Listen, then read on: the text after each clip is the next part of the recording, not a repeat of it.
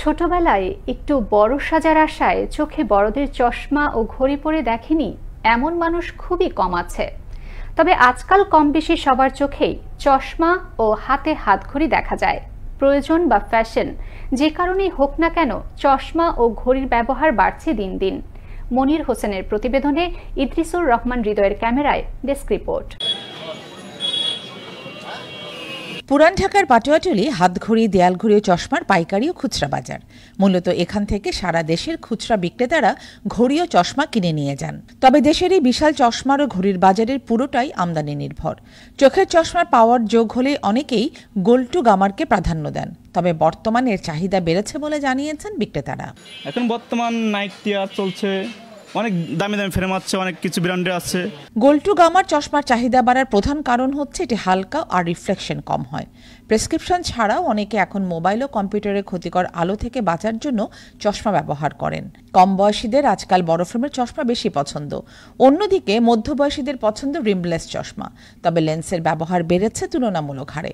Mobile আসক্তি বাড়ার কারণে চোখের সমস্যায় শিশুদের জন্য রঙিন ফ্রেমের চাহিদা রয়েছে। সূর্যের যে আলো, এই আলোটাকে প্রোটেক্ট দেওয়ার জন্য আমাদের বিভিন্ন প্রকারের গ্লাস থাকে। অনেকেই আছে যারা শখের বশে চশমা পরেন। অনেকেই স্বল্প মূল্যে চশমা কিনে পরে থাকেন, যা চোখের জন্য ক্ষতিকর। প্লাস্টিক বা ছাঁচের চশমাগুলো রোদ শোষণ করে নেয়, ফলে সূর্যের অতি বেগুনি রশ্মি চোখের ক্ষতি করে।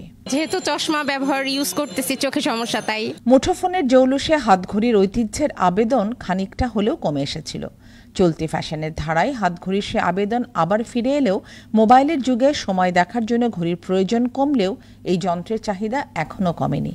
কারণ শুধু সময় জানতে নয়, হাতের ঘড়িটি একজন মানুষের ব্যক্তিত্ব প্রকাশ করে থাকে।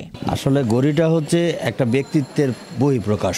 হোলসেল বিক্রি করি, তো এই কারণে আমাদের সব জায়গা থেকে আপনার কাস্টমার আসে আর কি, এই জায়গায় একটু কম প্রাইসে নেওয়ার জন্য আর কি। ঘড়ি তো আমাদের ভাই ঐতিহ্য, ভাই ঘড়ি হলো একটা ফ্যাশন, টাইম দেখার জন্য।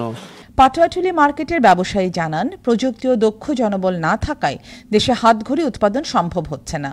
তবে সরকারের সহযোগিতা পেলে যন্ত্রাংশ আমদানি করে দেশেই সংযোজন করে বৃহৎ পরিসরে দেয়াল ঘড়ি তৈরি করা সম্ভব। এতে রপ্তানিমুখী খাত হিসেবে নতুন সম্ভাবনার দ্বার উন্মোচন হবে। ফারহান আহমেদ, আনন্দ টিভি, ন্যাশনাল ডেস্ক।